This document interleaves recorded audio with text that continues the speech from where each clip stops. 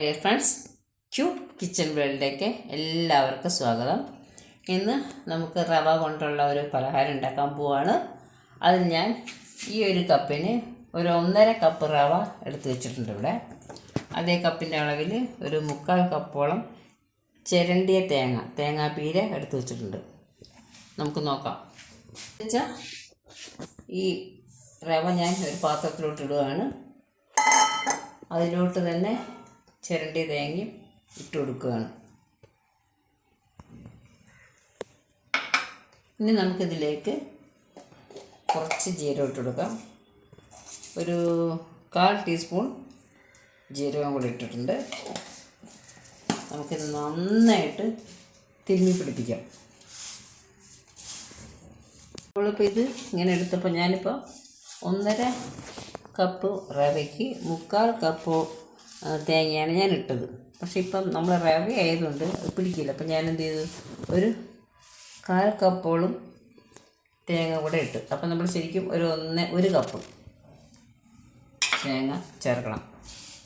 കൂടുതൽ ചേർത്താലും കുഴപ്പമൊന്നുമില്ല, നനയണം. ഈ തേങ്ങയുടെ നനവിൽ നനഞ്ഞാലേ പറ്റുള്ളൂ.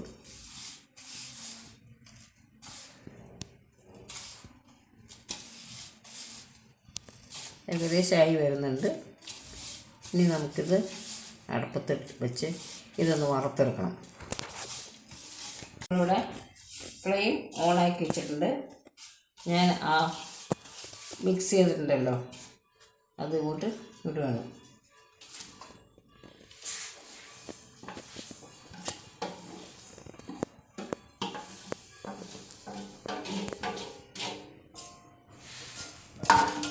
നമുക്കിതൊന്ന് മൂപ്പിച്ചെടുക്കാം.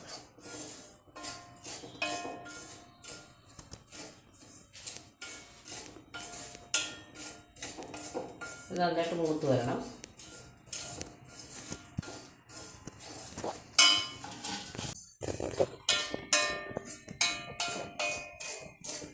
നമ്മൾ ഇളക്കുമ്പം കൈ വിടാതെ ഇളക്കണം. അത് ഇങ്ങനെ ഇളക്കിക്കൊണ്ടിരിക്കണം ഇടയ്ക്കിടയ്ക്ക്. നമ്മളിങ്ങനെ ഇളച്ചത് കരിഞ്ഞു പോകും.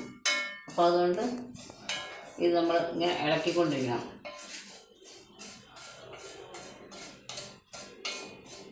നിറം മാറി തുടങ്ങി കുറച്ച്.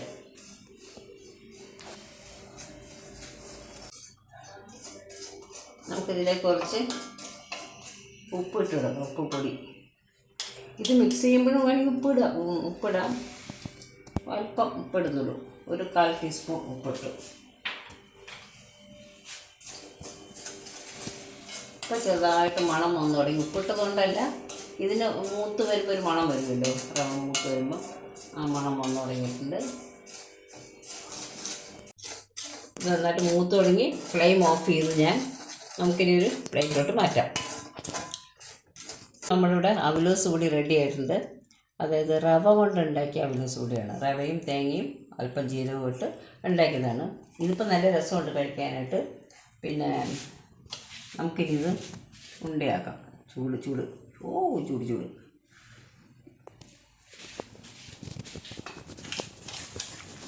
നല്ല സ്വാദുണ്ട്.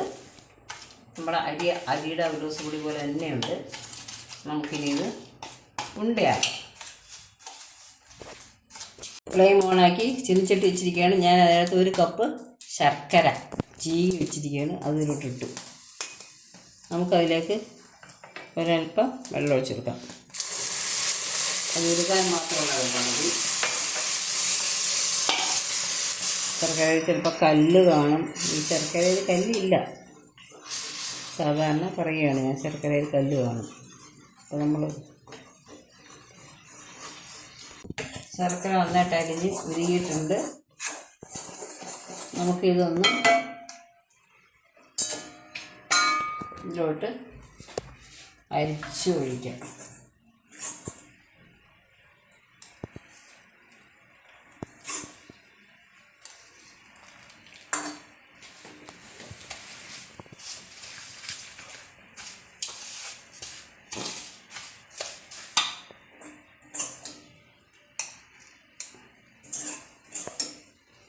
ഞാനിപ്പോൾ ഏലക്കായ ഒന്നും ഇട്ടിട്ടില്ല. വേണമെങ്കിൽ ഏലക്കായ ഇടാം. ഇനി ഇട്ടാലും മതി.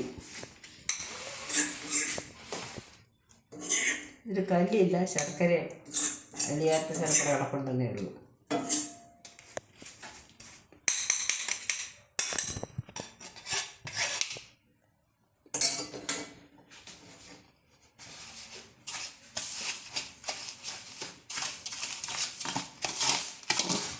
നമുക്കിതിൽ ഒരല്പം ഒരു പിഞ്ച് ഏലക്കാപ്പൊടി കൊണ്ടിട്ടിട്ടുണ്ട്. ഒരു മണം വരട്ടെ എന്ന് വിചാരിച്ചു.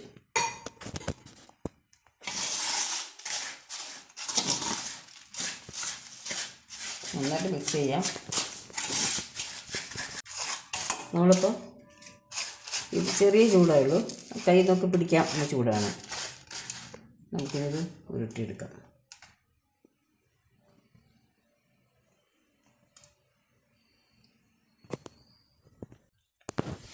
ഇവിടെ ഒരു ഉരുള ഉരുട്ടി